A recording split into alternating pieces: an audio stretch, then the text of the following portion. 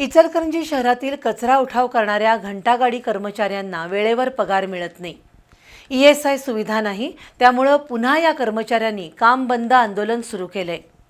परिणामी दिवसभर इचलकरंजीतील कचरा उठावाचं काम ठप्प राहिलं. दरम्यान महापौर उदय धातुंडे, उपमहापौर अनिल डाळ्या यांनी कचरा उठावाचं काम घेतलेल्या कंपनीच्या प्रतिनिधींची बैठक घेऊन लवकरच तोडगा काढण्याचं आश्वासन दिलं. इचलकरंजी महापालिकेकडे स्वच्छता कर्मचाऱ्यांची संख्या अपुरी असल्यानं कचरा उठावाचा खाजगी ठेका देण्यात आलाय. इचलकरंजीत 68 घंटागाडीद्वारे 150 कर्मचारी कचरा संकलन करतात, पण घंटागाडीवरील कर्मचाऱ्यांना वेळेवर पगार मिळत नाही. तसंच ESI कार्ड नाही, भविष्य निर्वाह निधीची कागदपत्र किंवा हजेरी पत्रक मागूनही मिळत नाही. त्यासाठी आंदोलनं केली असता केवळ आश्वासनं दिली जातात.